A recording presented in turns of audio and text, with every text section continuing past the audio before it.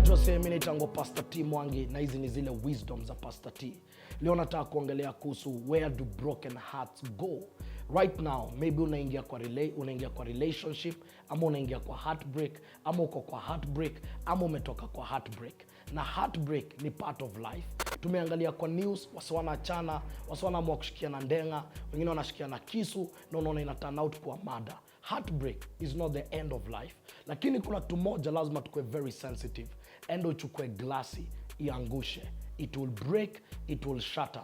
Angalia the broken and the shattered glass na uiambie sorry.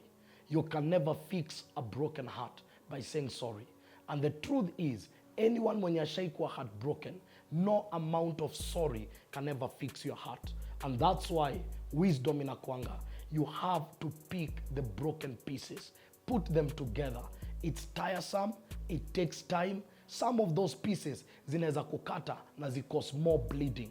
But at the end of the day, hakuna shortcut. The moment una fix the broken pieces, lazima ujue ya kwamba no one can fix you better than you can fix yourself.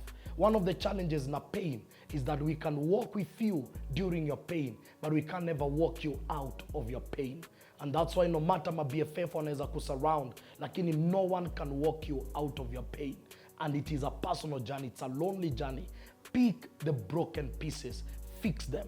No matter how you do the work, iyo glass, iyo heart, bado itabaki na alama za break. So scars zinakuanga part of our journey. Hakuna msi ashai go through heartbreak na akakosa scars. And that's why mtu mwenye ame go through heartbreak, one of the things you survive na being on the defensive. Jua najua kitu iko ndani yangu, it's so fragile, na lazima ni protect, na staki msea cross hii line. Jua najua what it means to be broken. The second thing, learn the art of forgiving. Kwa sababu the mystery ya kuforgive ni ati ukitembea na unforgiveness, unakuanga nika umebeba gunia ya viazi zimeoza. You bear the weight and you bear the stench. So forgive and let go and let God.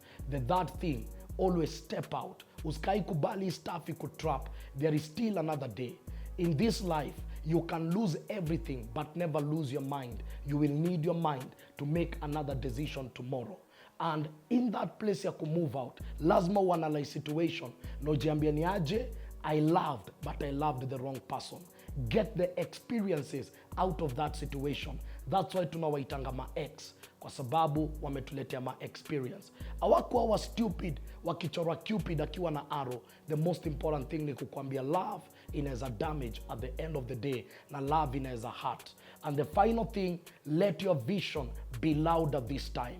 Uskai stop life ukijaribu kufurahisha mse mwingine. Wacha drive yako ya vision ikuwe stronger na ikuwe louder. Wachana na mwenye alikuwa heartbreak. At least you know you can love. It's only that you loved the wrong person.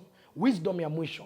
In the next relationship, never enter with your heart, enter with your head. Never allow emotions to rule the place of reason. Love inafaa kuwa reasoned. And there are 3 stages of a relationship. Kuna attention, kuna intention, na kuna retention. Attention ni pale mse ukucheki unakaa poa, jui wewe ni nani, anarusha mistari. Intention ni pale mse uanza kuconfess zile vitu anataka. Retention ni pale mse anaongea kuhusu future. Between intention na retention, the relationship mob will break up. Kwa sababu you'll never know a dog is a beast until the day you step on its tail. And once in a while, ni fiti kujua this is a beast and you choose the beast that you want to live with.